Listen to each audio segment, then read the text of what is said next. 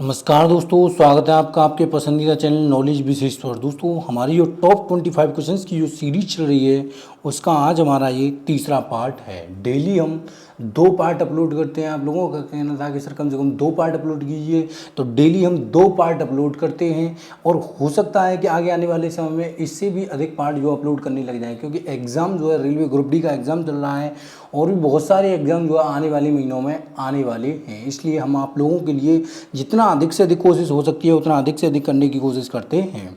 तो कल हमने 2 पार्ट अपलोड कर दिए हैं, आप उन्हें जाकर हमारे चैनल नॉलेज विशेष पर जाकर चेक कर सकते हो। और आज का हमारा ये तीसरा पार्ट है। दोस्तों, यदि आप चैनल पर नए हो, चैनल को सब्सक्राइब कर लीजिए, बेल आइकन को प्रेस कर लीजिए ताकि जब भी वीडियो डाली जाए उसकी अपडेट आप तक पहुँच सके। ये गाइस मोस्ट इंपोर्टेंट क्वेश्चन है जो हम आप लोगों के लिए लेकर आ रहे हैं एग्जाम के पॉइंट ऑफ व्यू से। चलिए शुरुआत करते हैं।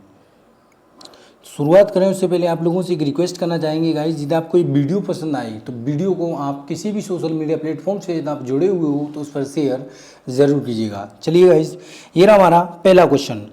इनमें से जो दिए हुए हैं, इस साइड में दिए हुए हैं और इस साइड में दिए हुए हैं, इनको आप सुमेलित करिए।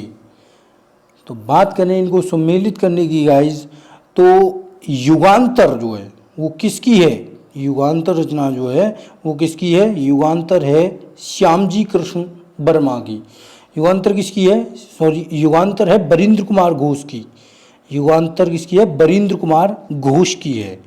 इंडियन सोशियोलॉजिस्ट जो वो है श्यामजी कृष्ण वर्मा की। इंडियन सोशियोलॉजिस्ट से कौन जुड़े हैं? श्यामजी कृष्ण वर्मा। युगांतर से कौन जुड़े? बरिंद्र कुमार घोष।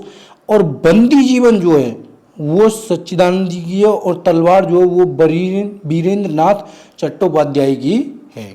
बस इसमें फर्क ये है कि इंडियन सोशलिस्ट जो वो श्यामजी कृष्ण वर्मा की है, युगांतर बरिंद्र कुमार घोष की है, बंदी जीवन सचिंद्र नाथ सान्याल की है और तलवार जो है वीरेंद्र नाथ चट्टोपाध्याय की है। तो इस प्रकार इसके जो ऑप्शन हो जाएंगे वो हो जाएंगे 2, 1, 3 और 4।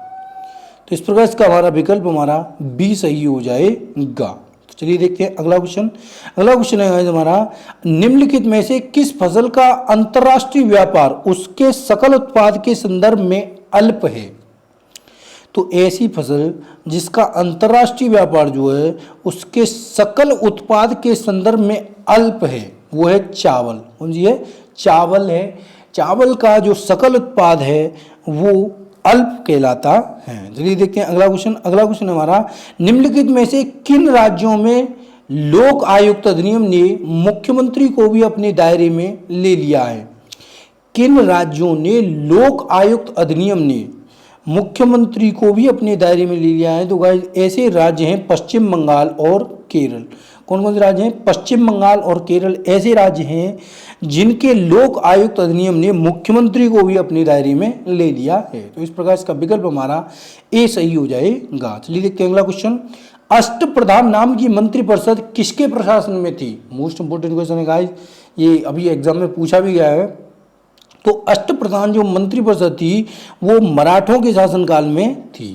जो मराठा थे उनके शासनकाल में होती थी अष्टप्रधान मंत्री परिषद।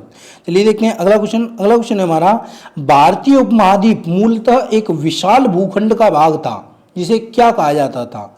भारतीय उपमहाद्वीप को क्या कहा जाता था? तो भारतीय उपमहाद्वीप को गोंडवाना जो भूखंड का भाग था, एक विशाल भूखंड था, वो क्या था? गोंडवाना भूखंड था और इसी को जो है भारतीय उपमहाद्वीप को कहा जाता था गोंडवाना। तो इस प्रकार इसका विकल्प हमारा डी सही हो जाएगा। चलिए देखते हैं अगला क्वेश्चन।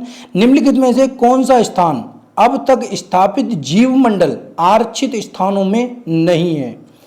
ऐसा कौन सा स्थान है जो अब तक स्थापित जीव मंडल आरक्षित स्थानों में नहीं है?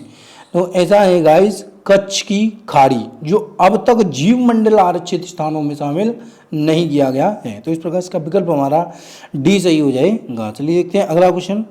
अगला क्वेश्चन हो जाता है गाइस, निम्न तापी इंजनों का अनुप्रयोग किस में होता है? निम्न तापी जो इंजन होते हैं उनका जो प्रयोग होता है वो रॉकेट प्रौद्योगिकी में होता है। जो रॉकेट प्रौद्योगिकी होती है उसमें निम्न ताप इंजनों का जो प्रयोग होता है। तो इस प्रकार इसका विकल्प हमारा सी सही हो जाएगा। चलिए देखते हैं अगला क्वेश्चन गाइस, बादलों के वायुमंडल में तैरने का कारण क्या है? तो बादल जो वायुमंडल में आपको तैरते नजर आते हैं उनका कारण है कि उनका घनत्व कम होता है। बादल अपने कम घनत्व के कारण जो है वो तैरते नजर आते हैं। तो इस प्रकार इसका विकल्प हमारा डी सही हो जाएगा। चलिए देखते हैं अगला क्वेश्चन। भारत में निम्नलिखित में से कौन सी पर्वत श्रेणी केवल एक ही राज्य में फैली है? तो ऐसी कौन सी पर्वत श्रेणी है जो केवल एक ही राज्य में फैली है? तो उसकी बात करें तो वो है सतपुड़ा की श्रेणी। सतपुड़ा पर्वत श्रृंखला जो है वो केवल एक ही राज्य में फैली है। तो इस प्रकार इसका विकल्प हमारा बी सही हो जाएगा। चलिए देखते हैं अगला क्वेश्चन। हुगली को बंगाल की खाड़ी में समुद्री लूटपाट के लिए किसने अड्डा बनाया था? हुगली जो थी जो बंगाल की खाड़ी में है उसे समुद्री लूटपाट के लिए पुर्तगालियों ने अपना अड्डा बनाया था। किसने बनाया था?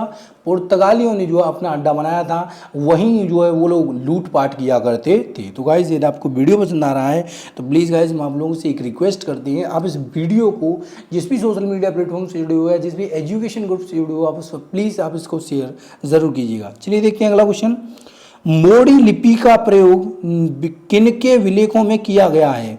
मोडी लिपि, तो मोडी लिपि का जो प्रयोग किया गया था वो मराठों के लेखों में किया गया था। किनके में? मराठों के लेखों में जो है किया गया था। तो इस प्रकार इसका विकल्प हमारा डी सही हो जाएगा। चलिए देखते हैं अगला क्वेश्चन। सुमेलित कीजिए, ये जो सूची दी हुई है इसको सुमेलित करना है गाइस। तो इनमें दो वो दिए गए, आपको इनसे और इनको मिलाना है।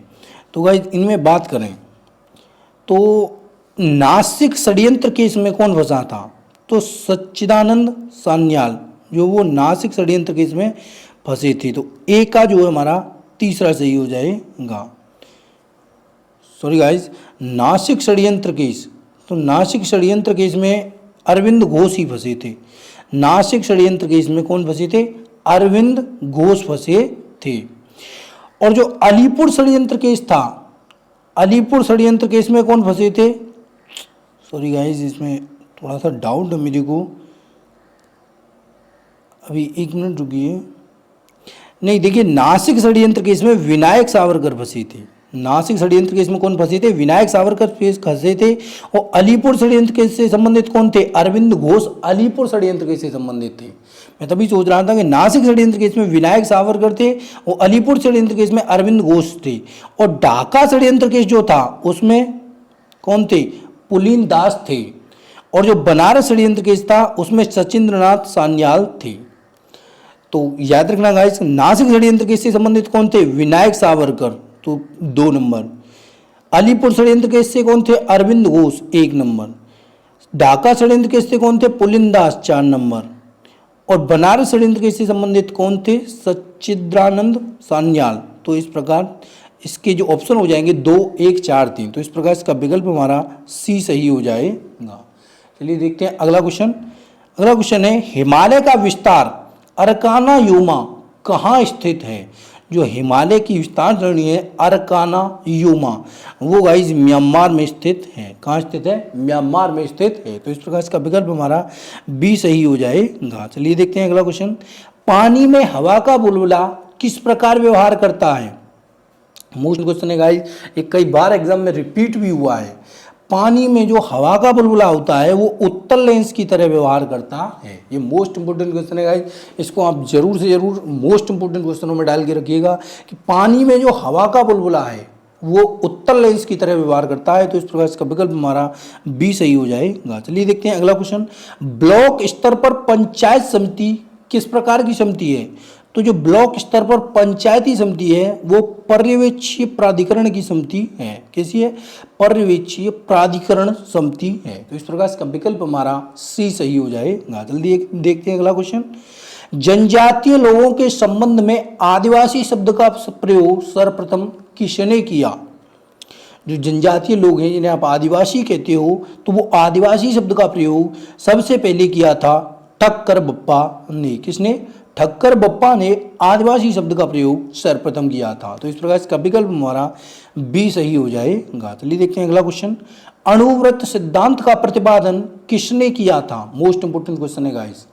अणुव्रत सिद्धांत का जो प्रतिपादन किया था वो किया था जैन धर्म के जैन धर्म के जो लोग थे उन्होंने अणुव्रत सिद्धांत का प्रतिपादन किया था।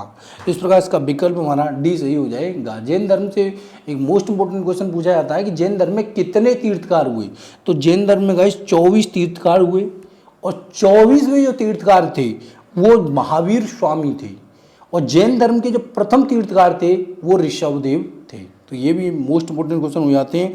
अधिकतर पूछा जाता है कि कितने तीर्थकार हुए, तो 24 तीर्थकार हुए। पहले कौन थे? ऋषभदेव थे। अंतिम कौन थे? महावीर स्वामी थे। चलिए देखते हैं अगला क्वेश्चन। अगला क्वेश्चन है हमारा, अछूत जातियों के संबंध में हरिजन शब्द का प्रयोग सर्वप्रथम किसने किया?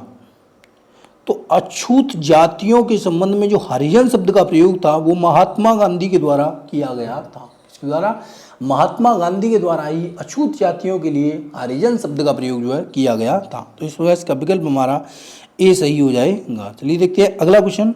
अगला क्वेश्चन है हमारा, निम्नलिखित में से कौन गदर आंदोलन से संबंधित नहीं था? जो गदर आंदोलन हुआ था उससे संबंधित नहीं थे। तो उसमें गाइस भाई परमानंद शामिल थे, सोहन सिंह भकाना शामिल थे, हरनाम सिंह टुंडिलाट शामिल थे, लेकिन तारकेश्वर जो थे वो इसमें शामिल नहीं थे। जो गदर आंदोलन हुआ था तो इसमें तारकेश्वर शामिल नहीं थे। तो इस प्रकार इसका विकल्प हमारा डी सही हो जाएगा। चलिए देखते हैं अगला क्वेश्चन। निम्नलिखित में से कौन सा ईंधन न्यूनतम पर्यावरणीय प्रदूषण उत्पन्न करता है? मोस्ट इंपोर्टेंट क्वेश्चन है गाइस, आप इसे नोट करके रख लीजिएगा, ये मोस्ट इंपोर्टेंट क्वेश्चन है। निम्नलिखित में से कौन सा ईंधन है जो न्यूनतम पर्यावरणीय प्रदूषण उत्पन्न करता है? तो न्यूनतम पर्यावरणीय प्रदूषण हाइड्रोजन के द्वारा उत्पन्न किया जाता है।